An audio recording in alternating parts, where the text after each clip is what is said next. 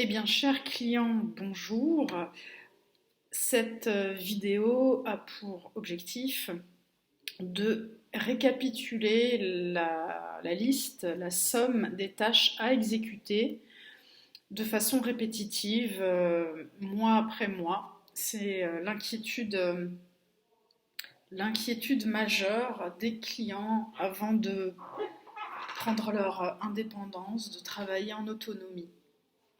Donc, pour avoir en tête ce qu'il y a à faire sur jour après jour, semaine après semaine, mois après mois, pour avoir une année de travail complet, eh bien, c'est intéressant de reprendre le tableau des opérations, euh, et d'en faire un outil d'aide, un outil qui permet d'avoir une vision la plus complète, la plus précise possible, et de rentrer dans les détails au niveau de certaines parties du tableau.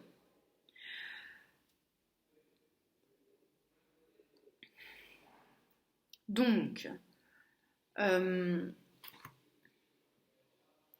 pour les clients succès garanti, et quasiment pour la majorité des clients extérieurs, euh, il y a un système de newsletter hebdomadaire. Cela signifie que vous avez décidé quel jour vos lecteurs recevaient une adresse email. Alors, au niveau de l'organisation, ça sous-entend quoi? Qu'il faut, et donc je pense que c'est important de programmer ça dans son mois ou de se faire un tableau euh, plutôt sur l'organisation personnelle. C'est c'est l'option que moi j'ai adoptée. Donc, c'est de se dire, eh bien, je délègue une journée, enfin, je délègue un moment en tout cas, pour programmer tous mes emails du mois. Donc, imaginons que le 20 mai, je me pose sur l'outil Learnybox ou autre autorépondeur pour simplement programmer, je parle pas encore du contenu, pour programmer les emails du mois. Mais le plus, comment dire, je pars, ça m'est personnel, à me poser devant mon ordinateur pour travailler sur mon autorépondeur, je pense que le mieux, c'est de programmer les emails sur 3 mois. Ensuite, il y a le contenu des emails. Et là, je parle vraiment de la newsletter ordinaire, la, la séquence d'accueil. euh, une fois qu'elle est posée, il n'y a pas grand-chose à faire, à part si les chiffres euh, sont mauvais, si on est tombé trop bas sous les 30% d'ouverture, il y a besoin de revoir l'email d'avant. Parce qu'on peut partir du principe que si l'email numéro 3 n'est pas trop ouvert, n'est pas assez ouvert, c'est que l'email 2 est à revoir, etc. Mais sinon, voilà, une fois que cette séquence d'accueil est posée, on ne la retouche pas. Donc, pour travailler les emails de la newsletter ordinaire, vous avez votre tableau, puisque à l'intérieur, normalement, chaque email est en face d'une date et chaque mois est en face d'une thématique. Donc, de mon point de vue, le plus simple, c'est de se poser. Je pense qu'en milieu de mois, pour le mois suivant, c'est pas mal, sur la future thématique, de déterminer les grands axes pour introduire la thématique pour l'email 1. De quoi je veux parler de façon très spécifique, comme un expert, pour ceux qui ont un commerce, enfin pour ceux qui ont un business d'expert, pour la prestation de service, ça va être un peu différent quand même. Donc de réfléchir à ce qu'on veut dire de façon spécifique, et en fait c'est tout simplement de choisir, il n'y a pas de bonne solution. L'email numéro 3, c'est comment vous allez encore rajouter du contenu, quelle va être surtout votre transition pour, eh bien, ou bien pour ceux qui ont l'option vente par email ou vente par page de vente, ça va être uniquement à l'écrit de faire la transition entre encore un email quand même intéressant euh, de contenu, mais de trouver le lien, la façon de glisser vers la proposition de l'offre mensuelle. Pour ceux qui ont pris l'option vente par conférence, eh bien c'est pareil, c'est de trouver la transition qui, comment dire, la transition qui invite, qui permet de glisser du sujet du mois à l'invitation vers le webinaire, vers la conférence.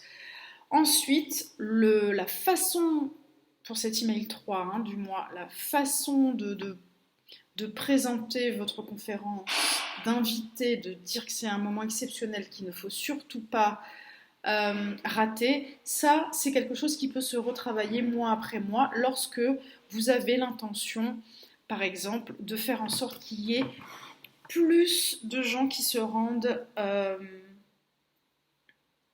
votre webinaire. Si, par exemple, le taux d'ouverture est satisfaisant, c'est le contenu qu'il faut travailler. Donc si le taux d'ouverture est satisfaisant, autour de 30%, mais que vous vous rendez compte que les gens ne cliquent pas pour voir la page de commande ou la page de vente, c'est que votre façon de décrire l'offre n'est pas top, et c'est que vous êtes dans la description pure et dure de l'offre, c'est-à-dire les modules, enfin le contenu du produit. Vous êtes dans le produit, voilà, et vous êtes aussi peut-être dans, je sais pas, le prix, la garantie, des choses comme ça, et que vous avez oublié les fondamentaux, c'est qu'on rappelle la promesse. La promesse, c'est la promesse du tout début, quand on a commencé à travailler ensemble, la promesse du produit gratuit qui était censé tester la promesse du produit payant, donc il faut la rappeler parce que c'est pour ça, même si c'est dans l'inconscient de la personne, elle est venue pour ça, donc lui rappeler la promesse principale, lui rappeler les sous-promesses, donc les bénéfices secondaires de prendre ce produit ou de prendre ce que vous proposez, de reparler, en fait, votre produit c'est une solution à un problème, donc de reparler du problème, et du coup ça va de nouveau rappeler pour qui c'est, pour qui ce n'est pas, pourquoi c'est un vrai problème, leur rappeler qu'ils ont un vrai problème. Euh, donc, je ne sais pas, quelles sont les douleurs, quels sont les problèmes des personnes. Et du coup, en parlant de tout ça, vous êtes à nouveau en train de sélectionner ou faire en sorte que les gens s'auto-sélectionnent pour l'offre. Ah oui, moi je fais partie des gens qui souffrent de ça ou qui ont envie de ça ou qui ne veulent plus de ça ou qui en ont marre de ça.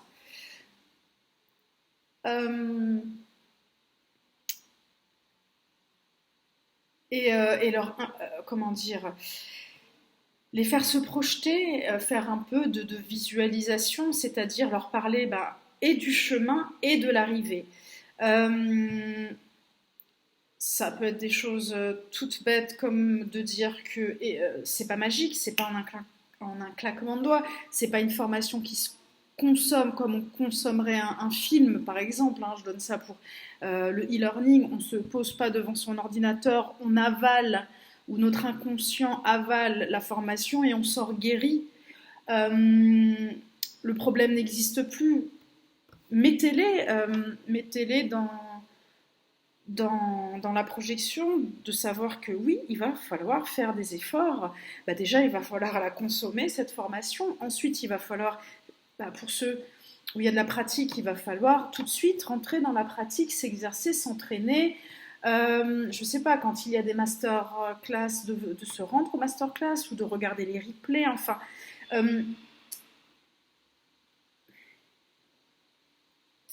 Un achat, c'est un passage à l'action. Décider de se former, c'est un passage à l'action. Donc, entraînez-les dans ce passage à l'action. Et ensuite, voilà, donc ce mail 3, il est important. C'est pour ça que les mails 1, 2, en règle générale, je ne regarde pas le contenu parce qu'on est vraiment dans du contenu. Le mail 3, c'est là que vous allez apprendre petit à petit à jouer. Donc, ça s'appelle marketing, mais c'est surtout en fait qualifier le prospect, que la personne qui lise soit accompagnée vers la vente, qu'elle comprenne si, oui ou non, le produit que vous avez est fait pour elle et c'est ce qu'elle attend. Voilà, c'est la meilleure réponse aux besoins non comblés qu'elle a. Donc on peut appeler ça de la vente, on peut appeler ça du marketing, en fait on s'en fout. Euh, il y a ceux qui savent faire ça naturellement et il y a ceux qui ont besoin d'apprendre et c'est pas grave. Donc euh, d'écrire des modules, ça ne suffit pas. En fait, ça sert même à rien, je dirais. Des gens, quand ils lisent des modules, ça ne leur parle pas, à part peut-être lorsqu'on passe un diplôme éducation nationale. Et là, encore, les modules, la grande majorité des gens s'en fichent un petit peu. Quand on passe un concours, on sait que ce qui va nous rassurer, ça va être plutôt le fait que c'est une formation reconnue, qu'il y a une garantie derrière, des choses comme ça. Et alors, on se sent rassuré. Et donc, on se rappelle lorsqu'on écrit cet email 3, qu'est-ce qui fait le passage à l'action d'achat? C'est la confiance. La confiance, c'est du lien et du temps. Non, pardon. Qu'est-ce qui fait le passage à l'achat? C'est la confiance et le temps. Le temps, bon, bah, vous n'avez pas d'action dessus. Et la confiance, c'est est-ce que vous êtes expert? Donc ça, vous l'avez montré au fil de vos emails. Et ensuite, c'est la confiance en l'humain. Et là, c'est du lien. Et c'est pour ça qu'il gardez aussi en tête 80% de lien et 20% d'expertise. Et ça marche pour la newsletter ordinaire, pour les moments de conférences, de webinaires qui ne doivent surtout pas ressembler à des cours, à des leçons ou à des conférences auxquelles on peut assister quand on est à 300 dans un public et qu'il y a une personne qui parle en fait à personne, qui parle à une assemblée. Donc voilà pour rédiger le contenu. Ensuite, on sait ce qu'on va faire à l'email 4, donc on anticipe sur challenge, jeu, défi, enfin voilà. Et donc, lorsqu'on se pose, on peut déjà se poser une première fois pour avoir une structure de son moi, l'esquisse de son moi, mais sur les 4 emails pour que tout ait de la cohérence. Et penser que, je ne sais pas, par exemple, l'offre, elle va être B, et donc quand j'écris mon email 1, quand j'introduis, quelque part, je pense à B. Donc il y a un moment donné où je sais ce que je dis, pourquoi je le dis. L'email numéro 2, je pense à cette offre et à un moment donné, tout doit diriger vers cette offre. Voilà, et dernier point, donc l'email numéro 4 qui est là pour créer du lien et surtout de l'interaction. Donc n'envoyez pas les gens faire quelque chose. Non, donnez-leur rendez-vous à un endroit où ils peuvent commenter, raconter. Alors oui, il ne faut pas que ça vous prenne du temps, mais il faut quand même que vous ayez rendez-vous à un endroit, même si vous y allez qu'une fois, que vous puissiez répondre, dire ah bah tiens bravo super tu as participé, on s'en fiche du résultat, mais c'est juste qu'elles aient cette en fait ça fait toujours super plaisir de savoir qu'on est en vrai lien avec la personne qu'on suit, que c'est pas sa secrétaire qui nous répond ou un autorépondeur tout le temps, qu'une fois on soit dans une vraie relation. Voilà. Donc, et après, par exemple, vous rédigez votre contenu, vous le rentrez dans vos emails, et je pense que vous avez tout à gagner de décider de quel jour vous faites ça pour ne pas être constamment en surcharge mentale, à courir après le au bon sang, tel jour, l'email doit partir et je ne l'ai pas fait, je ne l'ai pas fait, je ne l'ai pas fait. Voilà, donc ça c'est sur la newsletter. À vous de rentrer dans votre agenda quand est-ce que vous vous occupez de ces 3 choses-là. Ça peut être le même jour si vous êtes super actif et que vous avez beaucoup de temps et que vous êtes du genre à pouvoir travailler 3 heures d'affilée sans souci. Ça va être de les programmer, d'écrire le grand tout parce qu'il y a une stratégie derrière au service de la vente et ensuite de rédiger le contenu. Et pour terminer, donc d'aller placer le contenu et le mettre en forme dans, euh, dans les emails programmés, dans l'autorépondeur. Ensuite, qu'est-ce qu'il y a à faire? C'est de travailler la partie vente, canal de vente. Donc, tout peut être par email, mais il faudra quand même travailler sur la page de commande. Donc, Souvent, c'est à peu près la même page de commande, donc ou bien il a fallu dupliquer un formulaire pour le retravailler, ou bien carrément dupliquer une page de commande pour la mettre au bout du jour du nouveau mois à venir. Euh, Vérifier si on est OK avec les moyens de paiement, si on n'en rajoute pas un supplémentaire. Voilà, si l'offre varie, eh bien, il faut compléter la description du produit. Donc voilà, dans le formulaire de paiement, il y a le produit et les moyens de paiement. Ensuite, le plus important, c'est de faire attention que le formulaire soit connecté avec une séquence qui accueille les clients. Donc, dans la partie paramétrage du formulaire, il y a une partie autorépondeur. La première, souvent je ne la mets pas, et si je la mets, c'est juste pour au cas où. Donc, la partie panier abandonné, on n'en est pas là encore, mais surtout, après la vente, il faut qu'il y ait une séquence qui accueille les achats, enfin les acheteurs. Donc ça, c'est à vérifier systématiquement. C'est un point de vigilance, la séquence qui accueille les acheteurs, et aussi que à l'achat du produit soit coché la formation pour que la personne reçoive bien son email avec ses identifiants. Donc, que l'achat corresponde à une formation, que le produit, c'est dans le produit ça je crois, que le produit acheté corresponde à une formation pour que la personne reçoive ses identifiants, et également avoir prévu une séquence, donc un panier client pour que les gens tombent dedans.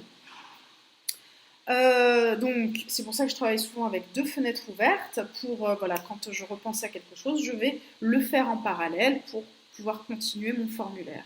Donc si la séquence n'est pas prête, s'il n'y a pas une séquence offre mensuelle client, mais que vous décidez mois après mois vous créez une nouvelle séquence, c'est-à-dire client octobre, client novembre, eh bien vous allez la créer et c'est celle-ci que vous allez mettre en lien dans le formulaire. Si vous êtes avec une conférence, là aussi, il va falloir jouer avec les séquences. Donc, il y a la séquence dans laquelle doivent tomber les gens à l'inscription de cette conférence. Et donc, ça aussi, dans les paramétrages de la conférence, il faut aller vérifier que ça se fasse, même si après, on peut le redéclencher à la main si on a oublié.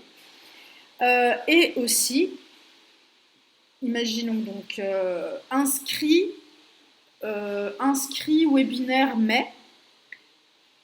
Ça c'est le premier panier moi que je vais prendre. Ensuite je vais mettre client mai et peut-être prospect pour ceux qui ou abandon de panier mai pour ceux qui sortent de tout ça sans rien avoir acheté. Donc ce que je vais mettre dans la séquence client, c'est que lorsqu'on tombe dans client, eh bien, on rajoute une action qui dit qu'on est supprimé de inscrit. Comme ça, une fois qu'on est inscrit, on ne continue pas déjà de recevoir les emails de rappel de la séquence de vente et on tombe dans la séquence client, même si c'est une séquence vide d'emails. Mais c'est simplement pour que les gens se retrouvent dans un groupe et que nous, on puisse avoir une stratégie claire, etc. Donc pour ceux qui bossent en conférence, eh bien il faut pour un nouveau mois dupliquer la conférence du mois précédent, revoir tous les paramètres, donc ce que je vous disais sur la séquence, et une fois que c'est fait dans la partie tunnel, eh bien, ou bien on va créer un tunnel pour que ce soit en commun. Il y a plusieurs façons de faire en fait, ou bien on n'a pas forcément besoin que le tunnel soit en lien avec la conférence et donc on a tout simplement un tunnel tout prêt avec page de vente, enfin page de contenu ou pas, et page de commande, ça oui, et page de confirmation de commande.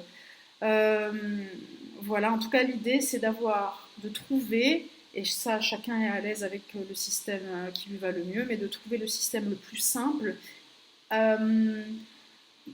pour qu'il y ait le moins de choses à faire mois après mois, qu'il y ait le moins de choses à dupliquer. Quand on est en conférence, voilà, il y a des choses, il faut faire attention quand même. Donc, par exemple, quand on duplique une conférence, le bouton offre ne se duplique pas. Mais ce qui est intéressant quand on duplique une conférence, c'est que les emails qu'on a corrigés, par exemple au mois d'avril, en dupliquant avril, ça va être copié au mois de mai. Donc il suffit de repasser dans les, dans les emails de la conférence pour voir s'il n'y a pas un truc qui jure un peu parce qu'on fait quelque chose de différent. Et si on a sa séquence toute prête qui fait défiler mois après mois les inscrits à la conférence, les prospects et les clients, eh bien c'est par exemple de la désactiver, de changer le démarrage, donc là de mettre une vraie date, le lendemain ou le surlendemain de la conférence, et de faire repartir à la bonne date par exemple. De se mettre aussi dans l'agenda, par exemple certains clients ont un moyen de paiement supplémentaire à déclencher pour le dernier jour de la séquence de vente. Voilà, mettez-vous une alerte pour que le soir, avant de vous coucher, vous activiez le moyen de paiement supplémentaire. Euh, ou activer celui-ci et désactiver les autres. Bref, quelle que soit votre façon de faire. Donc tous ces points, moi je vous conseille de vous les noter et ensuite c'est d'en faire un listing et de les rentrer dans votre calendrier perpétuel. Voilà, de se créer un calendrier perpétuel et de se dire, ok, le jour de mise en vente, que ce soit par bouton sur un email ou enfin en tout cas le truc qui va déclencher la séquence ou un webinaire, c'est de se dire que ok, ce jour-là c'est le jour 1 ou le jour 0. Eh bien, qu'est-ce que j'ai à faire avant ce jour 1 et donc de faire un rétro-planning et ensuite c'est qu'est-ce que j'ai à faire de demander, d'écrire qu'est-ce que j'ai à faire après le webinaire. Donc après le webinaire, pour ceux qui ont vraiment envie de raconter pour de vrai ce qui s'est passé pendant le webinaire, eh bien ils auront vite besoin d'aller changer 2-3 phrases dans l'email replay, etc. Et c'est de se trouver, voilà, en fait, une fois que vous l'aurez fait un mois seul, et forcément il y aura une erreur ou deux, c'est obligatoire, c'est grâce à ces erreurs que vous allez progresser, avancer et faire votre checklist idéale.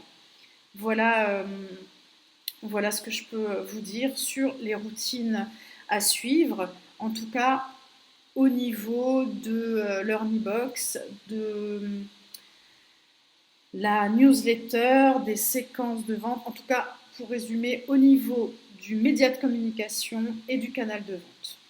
Après, évidemment, il faut régulièrement, mais je pense qu'une fois par semaine aussi ça suffit, c'est aller voir les entrées, les inscrits, euh, pour savoir si la pub ramène toujours autant de monde. Si ça baisse trop, sous les 10 par jour, pendant plusieurs jours, eh bien, parfois il suffit de dupliquer la publicité, voilà, de la laisser tourner, de couper la précédente, et tout d'un coup ça repart. Et d'autres fois, c'est de...